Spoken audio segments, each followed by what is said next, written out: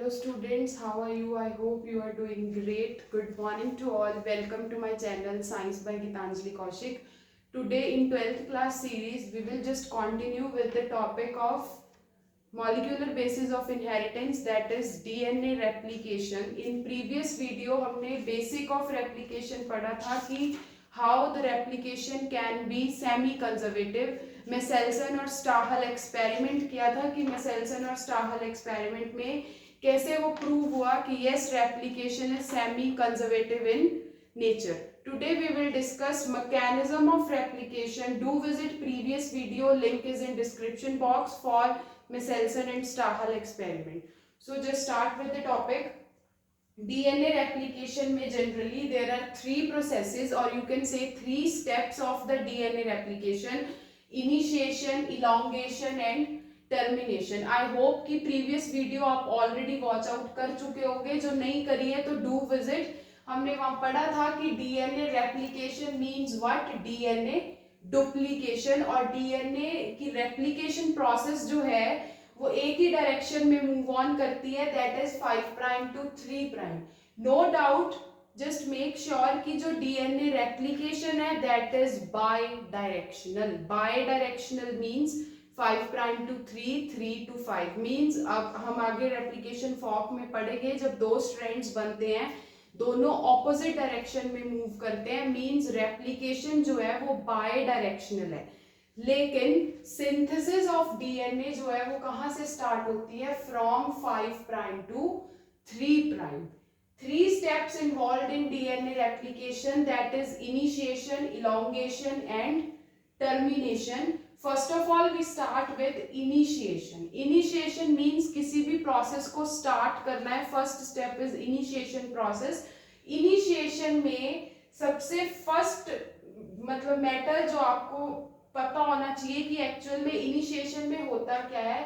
There is a specific site of initiation for bacterial DNA replication, that is origin C.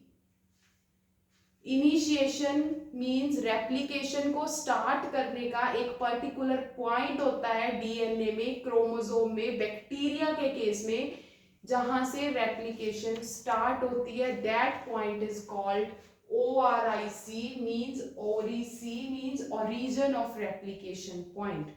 Now जब भी हम replication start करेंगे तो start करते time we need primer. Primer क्या होता है? प्राइमर एक शॉर्ट आरएनए सीक्वेंस है.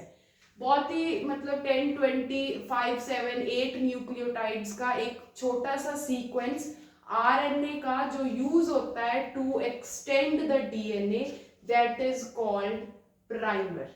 In previous video we had a discussion कि कैसे जो parental DNA है, suppose this is the double stranded parental DNA जिसके पास दो strands होंगे, one is 3 prime to 5 prime, other is 5 prime to 3 prime. जैसे ही next generation में DNA strand बनता है, मतलब next DNA बनता है, DNA replication होती है, तो ये दोनों strands अलग अलग हो जाते हैं. One is parental 3 to 5 and other is 5 to 3.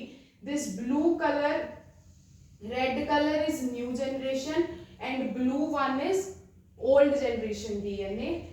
तो मैंने बताया कि जो DNA की रेप्लिकेशन है वो कहाँ से स्टार्ट होती है? फ्रॉम 5 to 3 मीन्स जब भी आप डीएनए फॉर्मेशन स्टार्ट करोगे, रेप्लिकेशन स्टार्ट करोगे, तो फर्स्ट इनिशिएशन प्रोसेस में we need a short RNA sequence that is called primer. This dark colour, red colour shaded part is primer. See 5 to 3 extend किया और ये भी 5 to 3 एक्सटेंड किया. देखो दोनों की डायरेक्शन ऑपोजिट है. एक की डायरेक्शन मूवमेंट की इस साइड है और दूसरे की मूवमेंट इस साइड है. दैट्स व्हाई आई सेड कि जो भी डीएनए रेप्लिकेशन है वो कैसी है? बाय डायरेक्शनल है, मींस ऑपोजिट दोनों डायरेक्शंस में चलती है. लेकिन DNA synthesis always always from 5 to 3, from 5 to 3. और दोनों स्ट्रैंड्स डीएनए के कॉम्प्लीमेंट्री होते हैं according to Watson Crick model. I hope कि इतना आपको पता होना चाहिए. चलो नेक्स्ट, इनिशिएशन में देयर आर सम एंजाइम्स, जैसे हम यहाँ पे डीएनए को रेप्लिकेट कर रहे हैं तो उसके लिए एंजाइम्स आर डीएनए पॉलीमरेजेस। तो 3 type of DNA polymerases are there, DNA polymerase 1, 2 and 3। Major main replicating enzyme is DNA polymerase 3। DNA polymerase 3 जो है वो जब हम second step of replication elongation में पढ़ते हैं कि वो एक्सटेंड करता है आरएनए प्राइमर को, that is by DNA polymerase 3। That's why it is called कि डीएनए पॉलीमरेज 3 जो है वो मेन रेप्लिकेटिंग एंजाइम है। Done. Next is DNA polymerase 1। DNA polymerase 1 जो है उसके पास 2 फ्रेगमेंट्स होते हैं, मींस 2 पार्ट्स में डिवाइडेड होता है, one is larger and other is smaller.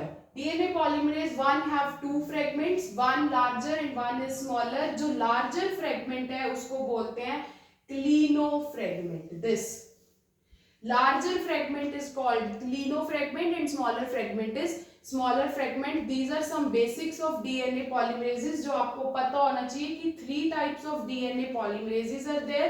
1, 2, 3. Third DNA polymerase is the main replicating enzyme.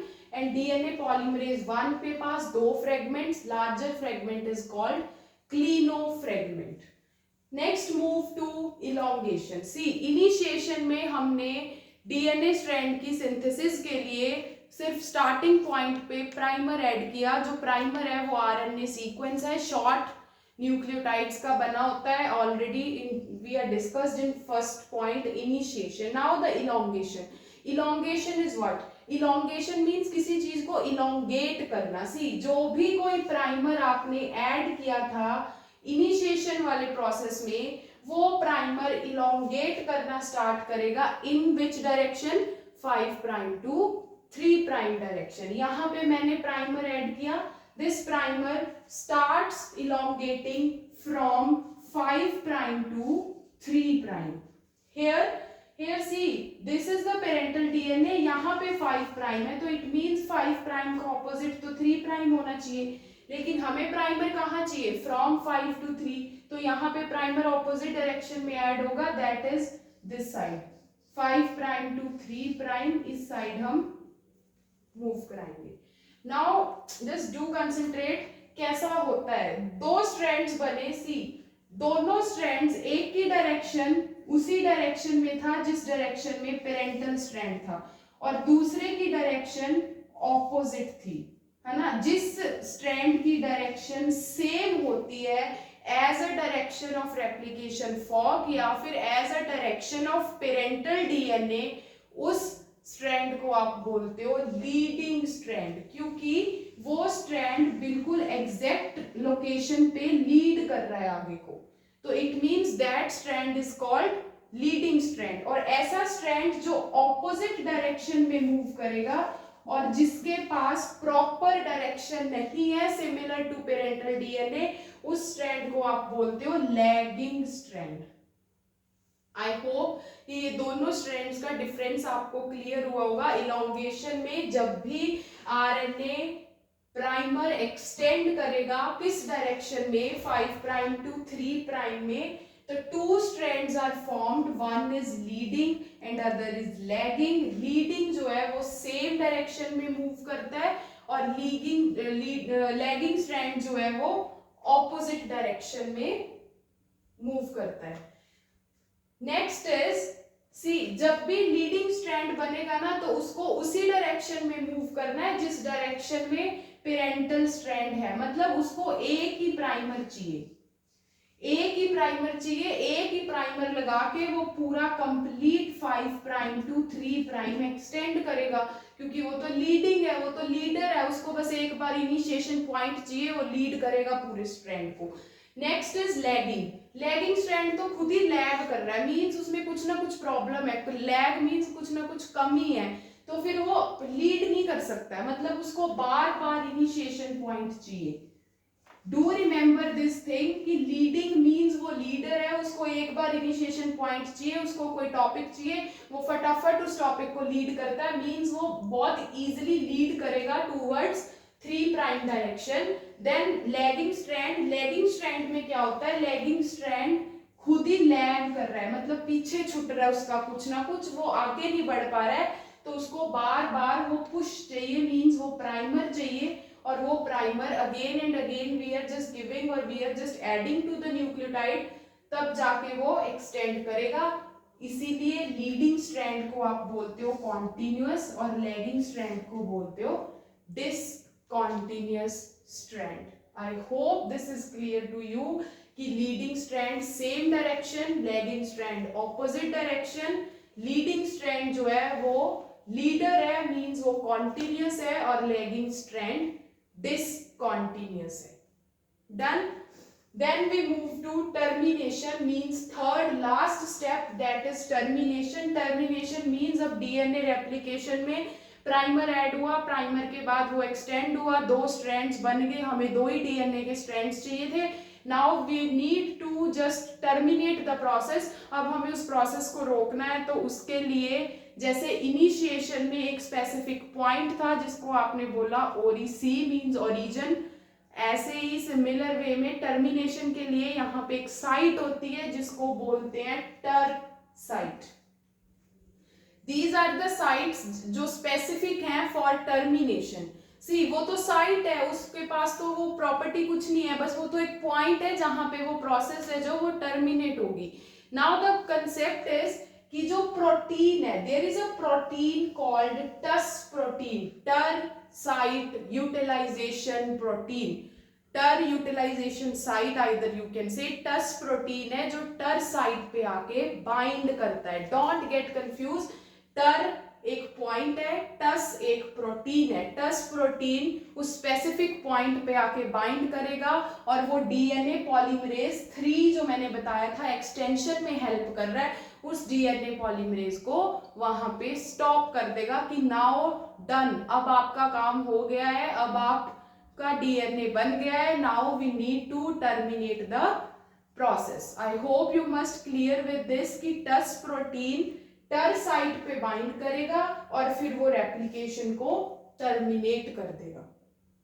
सी पूरे प्रोसेस का एक इजी डायग्राम जो ऑलरेडी आपकी एनसीईआरटी में भी गिवन है, जस्ट डू फोकस। मैंने इस पूरे डायग्राम का क्रक्स पॉइंट यहाँ लिखा है, लेकिन this is the ultimate process जो मैंने अभी बताया कि लीडिंग लैगिंग स्ट्रैंड एक्चुअल में बनता कैसे है। सी मैंने बताया फर्स्ट कोई भी 2 स्ट्रैंड्स है, मतलब एक डीएनए है, one is 3 prime to 5 prime, this black coloured is parental, then 5 prime to 3 prime. हमने नया डीएनए बनाना है और हमेशा उसकी सिंथेसिस किस डायरेक्शन में होगी, 5 टू 3। दिस एरो रिप्रेजेंट्स कि this is the direction of replication, कि इसी डायरेक्शन में रेप्लिकेशन एक्चुअल में होनी चाहिए।